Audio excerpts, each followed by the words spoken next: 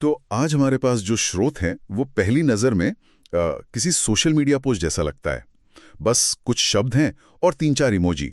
शीर्षक है लॉस से प्रॉफिट तक, बिजनेस माइंडसेट फॉर्मूला। और इसके साथ एक नीचे जाता ग्राफ, एक तीर, फिर एक ऊपर जाता ग्राफ और एक रॉकेट। ईमानदारी से कहूं, जब मैंने इसे पहली बार देखा तो मुझे लगा कि क्या हम सच में एक गंभीर बिजनेस स्ट्रैटेजी को इमोजी से समझ सकते हैं। थोड़ा बचकाना सा लगा। लेकिन आज हमारी कोशिश यही है कि इस छोटी सी लाइन के पीछे छिपी पूरी कहानी को खोला जाए। एक तरह से एक बिजनेस की हीरो वाली यात्रा। आपका ये जो संदेह है वो बिल्कुल वाजिब है। अक्सर हम गहरी बातों के लिए भारी भरकम शब्दों की उम्मीद करते हैं ना, लेकिन इसकी खूबसूरती ही इसकी सादगी में है। ये आइमोजी आज के दौर के क्या कहते हैं, चित्रलिपि जैसे हैं, हायरोग्लिफ्स। अच्छा। जो एक पूरी कहानी कुछ ही संकेतों में कह देते हैं।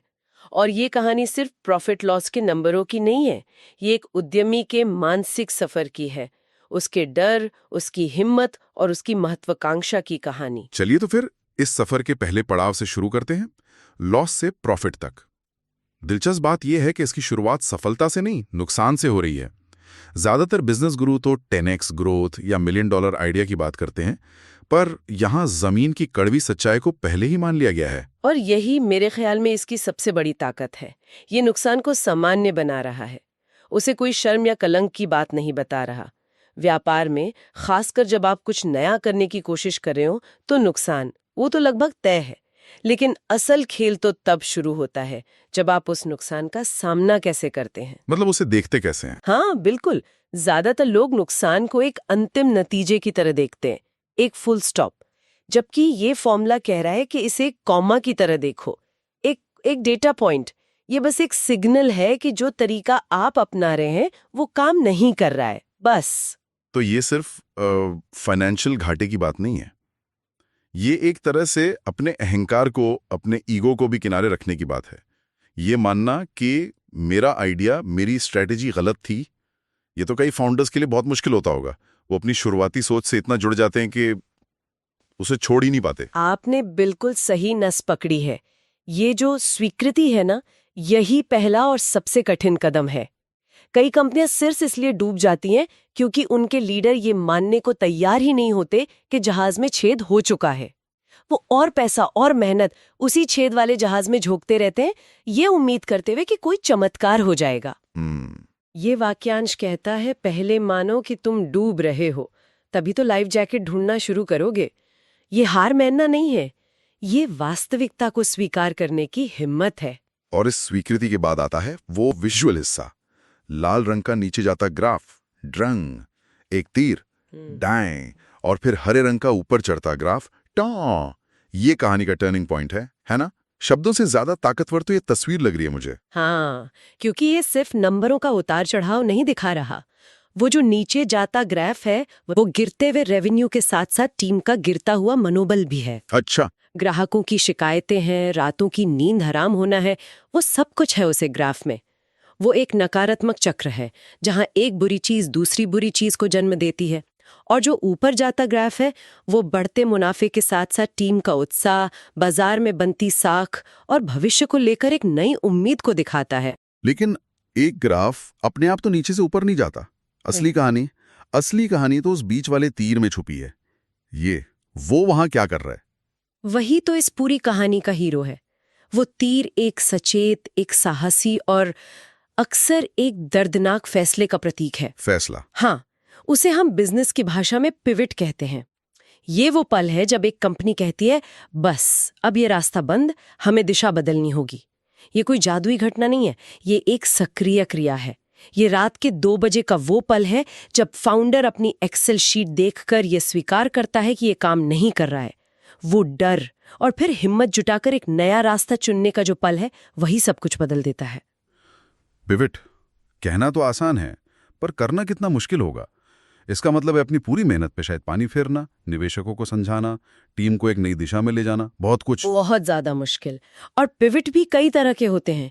एक होता है कस्टमर पिवट, जहां आपका प्रोडक्ट तो वही रहता है पर आप उसे किसी और तरह के ग्राहक को बेचना शुरू कर देते हो। ओके। दूसरा होता है प्रोडक्ट पिवट, जहां आप अपने मौजूदा ग्राहकों की कोई दूसरी बड़ी समस्या सुलझाने के लिए एक नया प्रोडक्ट बनाते हैं। इसका सबसे क्लासिक उदाहरण है स्लैक। अच्छा, स्लैक। हाँ, वो कंपनी पहले एक ऑनलाइन गेम बना रही थी, ग्लिच, जो बुरी तरह फेल हो रहा था। वो लॉस वाली स्थिति थी। लेकिन उन्होंने महसूस किया कि गेम बनाने के लिए उन्होंने आपस में बात करने का जो एक इंटरनल टूल बनाया था, वो बहुत काम का है। उन्होंने गेम बंद कर दिया और उस टूल को स्लैक के नाम से लॉन्च किया। वो तीर वही फैसला था। उन्होंने नुकसान से सीखा और दिशा बदल दी। वाह, तो ये तीर सिर्फ दिशा बदलना नहीं है, बल्कि अपने नुकसान के मलबे में से कुछ कीमती चीज ढूंढ निकालने जैसा है। ये तो एक पूरी सोच, एक मानसिकता की मांग करता है। और शायद यहीं से इस वाक्यांश का अगला हिस्सा आता है, बिजनेस माइंडसेट फॉर्मूला। मुझे फॉर्मूला शब्द थोड़ा खटकता है। बिजनेस तो कला ज्यादा है, विज्ञान कम। क्या इसे फॉर्मूला कहना चीजों को बहुत ज्यादा सरल बनाना नहीं है? यहाँ फॉर्मूला का मतलब गणित के E=mc² जैसे किसी निश्चित सूत्र से नहीं है कि जिसे आप लगाएं और हमेशा एक ही जवाब मिले। नहीं, यहाँ इसका मतलब एक मानसिक ढांचे से है, एक मेंटल फ्रेमवर्क से, एक ऐसे दृष्टिकोण से जिसे आप किसी भी स्थिति में लागू कर सकते हैं। ये एक टूल किट जैसा है और इस टूल किट में 4 सबसे जरूरी औजार हैं। और वो 4 औजार क्या हैं? पहला है लचीलापन, रेजिलियंस, यानी झटकों से उभरने की क्षमता। लेकिन यहाँ एक बहुत बड़ा प्याज है, एक धोखा है। वो क्या? कई उद्यमी लचीलेपन को जिद्दीपन समझ बैठते हैं। वो एक ही बुरे आइडिया पर सालों तक डटे रहते हैं, ये सोचकर कि वे मजबूत हैं, जबकि असली मजबूती तो ये स्वीकार करने में है कि आप गलत थे। तो लचीलेपन और जिद्दीपन में क्या फर्क है, एक लाइन में? लचीलापन अपने लक्ष्य के प्रति होता है, जिद्दीपन अपने तरीके के प्रति। ठीक है। एक लचीला उद्यमी कहेगा, मेरा लक्ष्य एक सफल कंपनी बनाना है, और अगर ये रास्ता काम नहीं कर रहा तो मैं दूसरा रास्ता अपनाऊंगा। समझ गया। जबकि एक जिद्दी उद्यमी कहेगा, मेरा लक्ष्य इसी रास्ते पर चलकर सफल होना है, चाहे कुछ भी हो जाए। और दूसरा औजार यही काम आता है, अनुकूलनशीलता, अडेप्टेबिलिटी, जरूरत पड़ने पर रास्ता बदलने की क्षमता। ठीक है। और तीसरा और चौथा? तीसरा है सीखने की प्रवृत्ति, लर्निंग ओरिएंटेशन। हर असफलता को व्यक्तिगत हार की तरह नहीं, बल्कि एक ट्यूशन की तरह देखना जिसकी आपने कीमत चुकाई है। सवाल ये नहीं पूछना कि मैं फेल क्यों हुआ, बल्कि ये पूछना कि इसने मुझे क्या सिखाया। और चौथा है अवसर की तलाश, अपॉर्चुनिटी सीकिंग। यहाँ तक कि सबसे बड़े संकट में भी अवसर ढूंढना। कोविड। बिल्कुल, कोविड इसका सबसे बड़ा उदाहरण है।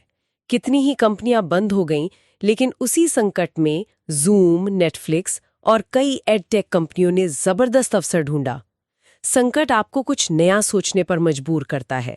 तो ये है फॉर्मूला, लचीलापन, अनुकूलनशीलता, सीखने की प्रवृत्ति और अवसर की तलाश। एक मानसिक रोड मैप। तो मतलब ये मानसिकता एक टूलकिट जैसी है जिसे आप अलग अलग स्थितियों में इस्तेमाल कर सकते हैं। और जब कोई इस मानसिकता को अपना लेता है तब शायद वो आखिरी इमोजी तस्वीर में आता है, रॉकेट। ये सिर्फ प्रॉफिट से कहीं ज्यादा बड़ी चीज लग रही है। हरा ग्राफ तो स्थिरता या धीरे धीरे विकास दिखा सकता है, लेकिन रॉकेट तो सीधा आसमान में जाता है। बिल्कुल, ये इस फॉर्मूले का सबसे महत्वाकांक्षी और अक्सर नजरअंदाज किया जाने वाला हिस्सा है। अगर कहानी सिर्फ नुकसान से उभरकर थोड़ा बहुत मुनाफा कमाने की होती तो वो ऊपर जाता ग्राफ, हाँ, काफी था। वो रिकवरी है, सर्वाइवल है। लेकिन रॉकेट सर्वाइवल से आगे की बात करता है। ये घातीय वृद्धि, एक्सपोनेंशियल ग्रोथ का प्रतीक है। तो ये रॉकेट सिर्फ मुनाफे का नतीजा नहीं है, बल्कि ये उस मानसिकता का नतीजा है जिसने नुकसान को एक डेटा पॉइंट की तरह देखा था। मतलब अगर शुरुआत में नुकसान को सही नजरिए से नहीं देखा गया तो ये रॉकेट कभी लॉन्च ही नहीं होगा। आपने पूरी कहानी को एक लाइन में समेट दिया। रॉकेट लॉन्च तब होता है जब आप अपने शुरुआती नुकसान से इतना कुछ सीखते हैं कि आप न केवल अपनी गलतियां सुधारते हैं, बल्कि बाजार को अपने प्रतिस्पर्धियों से बेहतर समझ जाते हैं। इंस्टाग्राम इसका एक और बेहतरीन उदाहरण है। अच्छा, वो कैसे? वो पहले बर्बन नाम का एक बहुत ही कॉम्प्लिकेटेड लोकेशन शेयरिंग ऐप था जो चल नहीं रहा था। फाउंडर्स ने डेटा देखा और पाया कि लोग बाकी सब फीचर छोड़ के सिर्फ फोटो फिल्टर और शेयरिंग का इस्तेमाल कर रहे हैं। हाँ? उन्होंने बाकी सब कुछ हटा दिया और सिर्फ उसी एक फीचर पर फोकस करके इंस्टाग्राम लॉन्च किया। वो उनका पिवट था और नतीजा रॉकेट। वो सिर्फ बचे नहीं, वे छा गए। तो अगर हम इस पूरी यात्रा को एक साथ देखें तो ये कमाल का नजरिया है। नुकसान को शर्म की तरह नहीं, बल्कि एक शिक्षक की तरह स्वीकार करना, फिर उस सीख के आधार पर एक हिम्मत भरा फैसला लेना, उस फैसले को सफल बनाने के लिए एक लचीली, सीखने वाली मानसिकता अपनाना, और फिर सिर्फ बराबरी पर आने के लिए नहीं, बल्कि असाधारण विकास के लिए काम करना। ये तो एक पूरी ऑपरेटिंग सिस्टम है। और ये सिर्फ सिलिकॉन वैली के स्टार्टअप्स के लिए नहीं है, ये हर उस व्यक्ति पर लागू होता है जो कुछ नया करने की कोशिश कर रहा है। जैसे एक छोटा दुकानदार जो अपना बिजनेस ऑनलाइन ले जाना चाहता है, एक फ्रीलांसर जो अपने करियर में ठहराव महसूस कर रहा है, या कोई भी व्यक्ति जो अपनी किसी बुरी आदत को बदलकर एक बेहतर जिंदगी जीना चाहता है। हम सब अपनी जिंदगी में कभी न कभी लॉस की स्थिति में होते हैं, और वहां से प्रॉफिट या सफलता तक पहुंचने के लिए इसी तरह की मानसिकता की जरूरत होती है। मूल सिद्धांत वही रहते हैं। ये दिखाता है कि गहरी बातें कहने के लिए हमेशा भारी भरकम किताबों की जरूरत नहीं होती। मेरी जो शुरुआती हिचकिचाहट थी वो अब पूरी तरह से दूर हो गई है। सही कहा।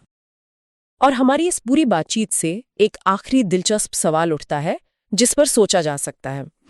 स्रोत इसे एक फॉर्मूला कहता है और हमने इसे एक मानसिक ढांचे के रूप में समझा, लेकिन एक ऐसी दुनिया में जो हर सेकंड बदल रही है, बाजार, तकनीक, ग्राहकों की आदतें, सब कुछ, क्या कोई भी फॉर्मूला या ढांचा कभी स्थायी हो सकता है? या फिर असली फॉर्मूला किसी एक नियम का पालन करना नहीं, बल्कि उस फॉर्मूले को ही लगातार बदलने और अनुकूलित करने की क्षमता है? शायद असली खेल नियम बनाने में नहीं, बल्कि नियम तोड़ने और नए बनाने में है। ये एक विचार है जिस पर आगे सोचा जा सकता है।